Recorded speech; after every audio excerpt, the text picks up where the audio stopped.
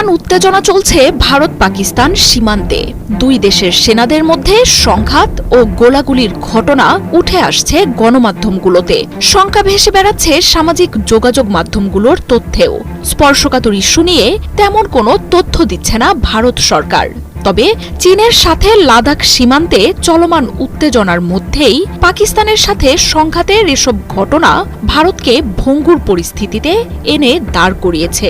লাদাখ সীমান্তে চীন আর কাশ্মীরে পাকিস্তানের সাথে সম্ভাব্য যে কোনো সংঘাতের পরিণতি নিয়ে ভারত জুড়ে শুরু হয়েছে আলোচনা। কয়েক বছর ধরেই ভারত সীমান্তে সেনা সমাবেশ সহ সামরিক উপস্থিতি বাড়িয়ে তুলেছে শি জিনপিংয়ের দেশ চীন। দেশটির সাথে মোদি, জয়শঙ্কর, অজিত দোভাল সহ একের পর এক বৈঠকেও কোনো সমাধান আনতে পারেনি লাদাখ সীমান্তে।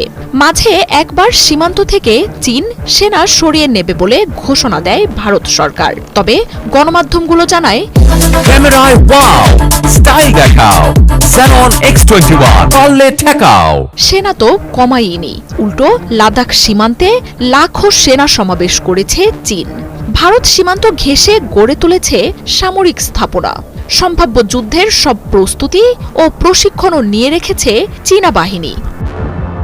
ডিসেম্বরের শেষে লাদাখের ভারত নিয়ন্ত্রিত কিছু অংশকে নিয়ে দুটি নতুন প্রদেশের মানচিত্র প্রকাশ করে বেইজিং। সেই অঞ্চলটি চীনের দখলে আছে কিনা তা নিশ্চিত না করলেও চীনের এই মানচিত্রের তীব্র বিরোধিতা করে ভারত।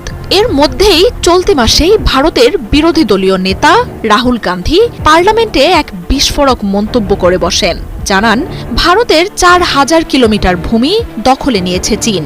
এর কিছুদিন আগেই ভারতের সেনাপ্রধানও চীন সীমান্ত নিয়ে বিস্ফোরক বার্তা দেন। জানান, সীমান্ত থেকে এখনই সেনা সরাবে না ভারত। ভারত চীনের এমন উত্তেজনা আর টানাপোড়েনের মধ্যেই প্রকাশ্যে এসেছে কাশ্মীর সীমান্তে পাকিস্তানের সাথে সংঘাতের ঘটনা। চলতি মাসের শুরু থেকেই কাশ্মীরে লাইন অব কন্ট্রোলে সংঘাতের একের পর এক ঘটনা ঘটছে দুই বাহিনীর মধ্যে। ঘটেছে হতাহতের ঘটনাও। কাশ্মীর নিয়ে যুদ্ধের হুঁশিয়ারি এসেছে প্রভাবশালী পাকিস্তানের সেনাপ্রধানের কাছ থেকে। সীমান্তে যুদ্ধযানের চলাচল নিয়েও গুঞ্জন ভেসে বেড়াচ্ছে। সীমান্তের স্পর্শকাতর ইস্যু নিয়ে ভারত তেমন একটা জনসম্মুখে খবর প্রকাশ করে না। তবে পাকিস্তান আর চীনের সাথে থাকা সংবেদনশীল অঞ্চলগুলোতে যে অস্থিরতা বাড়ছে তা ভারতের রাজনৈতিক ও গণমাধ্যমগুলোর খবর থেকেই স্পষ্ট হচ্ছিল। সম্প্রতি কাশ্মীরে একাধিক বৈঠক করেছেন ভারতের কেন্দ্রীয় স্বরাষ্ট্রমন্ত্রী অমিত শাহ এবং সেনাপ্রধানও। কূটনৈতিকভাবে এখন অনেকটাই একঘরে ভারত। সীমান্ত নিয়ে বাংলাদেশের সাথে রয়েছে টানাপোড়েন। মিয়ানমার সীমান্তে মণিপুর